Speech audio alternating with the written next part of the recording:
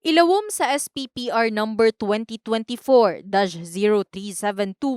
suportado sa Konseho sa General Santos City ang Senate Bill number 2534 kunang 100 pesos minimum wage increase alang sa pribadong sektor. Sumala pa sa chairman sa Committee on Economic Enterprises, Kagawad Edgar Atcharon, nga daghang minimum wage earner sa Jansan. Usa kini sa rason nganong gisuportahan sa tanang konsihal. The whole council naman na suportado yung Senate bill ni Senate Subiri. Giaprubahan dayon ang maong resolusyon sa 74th regular session sa Sangguniang Panlungsod isip pagpakita og suporta sa gipatumang Senate bill.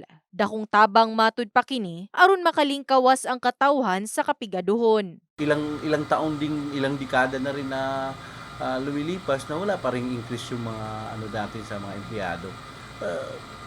Kailangan talaga natin, no? Sa ngayong panahon kailangan. Kahinumduman nga pasado na sa Senado ang 100 pesos minimum wage increase alang sa pribadong sektor. Apan gipaklaro usab sa Senado nga dili apil niini ang mga micro, small, medium enterprises ug alang lamang sa agricultural ug non-agricultural sector. The provision states that establishments employing less than 10 workers are exempted from the minimum wage. So if you put these three laws together, just to sum it up, whether they're 10 workers or less, or whether they're 3 million pesos or less, they are based on existing laws before the Magna Carta of 207, they are exempted. We should bear in mind that a flourishing economy relies on the vitality of its workforce, who are considered the lifeblood of enterprises.